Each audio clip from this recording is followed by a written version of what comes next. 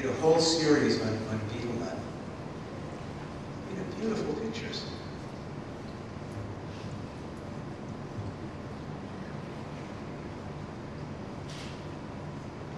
One of the things that we've learned being in India is that some things change and some things don't.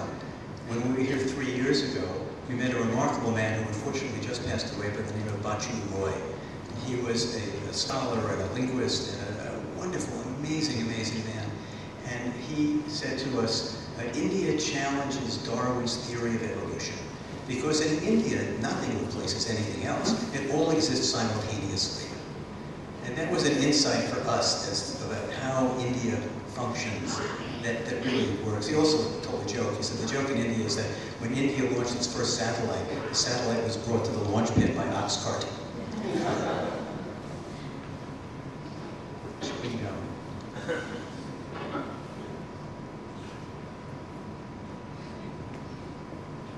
This is part of this maybe 6 or 8 print series on Pan and its preparation.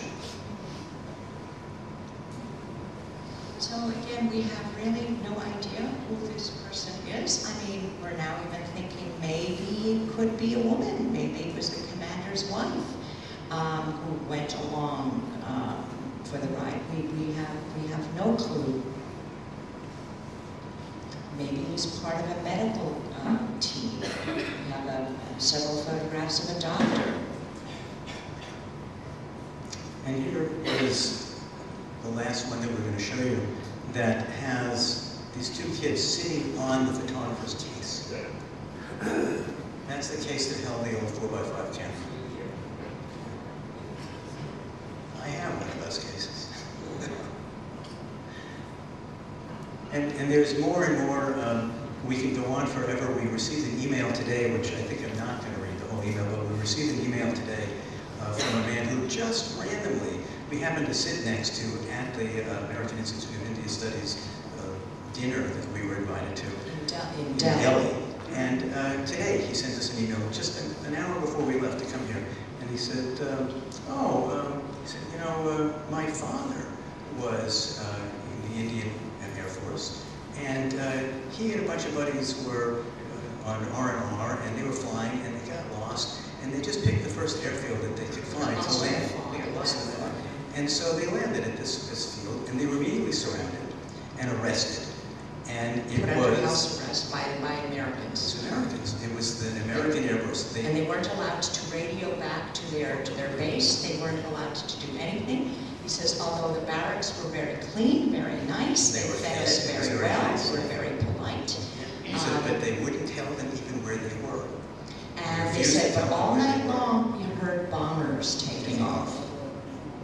And this man later became the head of the Indian Air Force. And he was invited to Washington, D.C. for some program.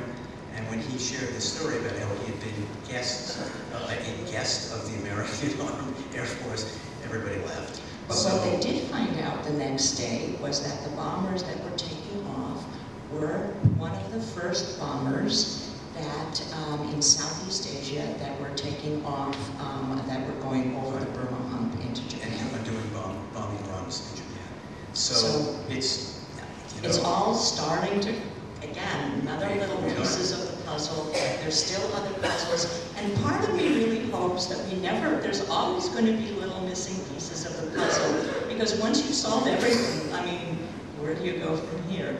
So we always hope that there's going to be a little mystery and a little bit that's missing. That's going to keep us coming back to India.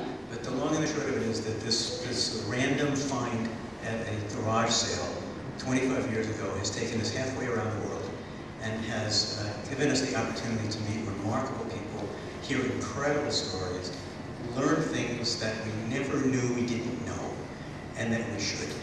And work with amazing artists. Yes, working with amazing artists. And so, thank you.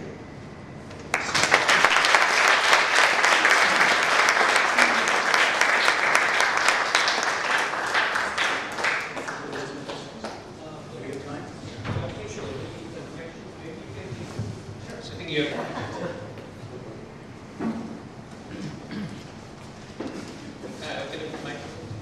Yes, Ruchi. Yeah, hi. Hello. My name is Rajiv Joshi. I'm a writer and a journalist. I happen to be researching, I'm writing a novel, 2 books set in the Second World War in Calcutta. So when the super fortresses, the bombers that bombed Hiroshima and Nagasaki were first built, the trial runs for those bombers were made out of Kharagpur, out of Ara and Salua. They flew the bombers across, by that time, this was 1944, late 1944. They flew the bombers through whatever territory the Allies had captured, so across the Atlantic, across Africa, and then the bombers came across and landed in Bihar. The airstrip was made specifically for these massive monsters, and they would have wanted the forest to probably hide them in the forest maybe or something, I'm not sure. But they were huge. These were the biggest flying machines, going bigger even than the German Condor. It was a massive plane. I think they're called the Super Fortress. They're called Super Fortress because we came across a reference so to this that. This is the B-29, isn't it? B-29. Yeah, the massive plane. So they had to have a huge airport. It was the plane that they were hoping would destroy, help them defeat Japan.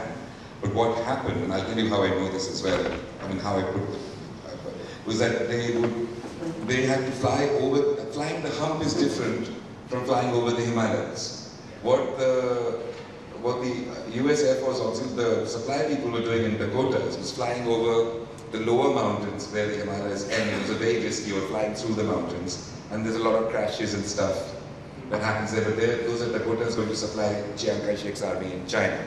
What is happening with these planes is they are trying to see if they can hit Tokyo and Osaka and Yokohama from India.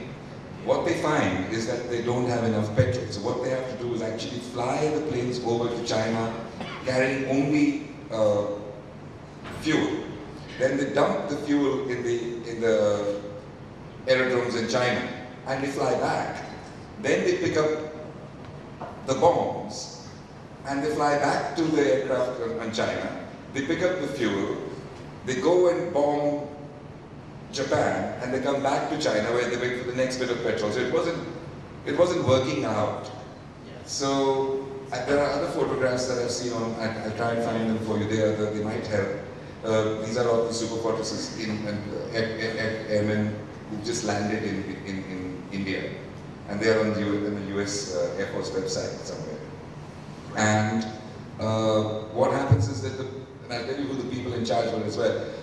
The man who was the commander of this bombing wing was a short man called Curtis LeMay, General Curtis LeMay, who was famous as a foul-mouthed. We've heard of Curtis LeMay. But the Indians have it. He was a foul-mouthed, cigar-chomping. If any of you have seen the movie called Patton, this guy was a short version of the Air Force Patton. Okay, and he was, and basically Curtis LeMay had with him another guy who was doing his numbers for him, who was doing his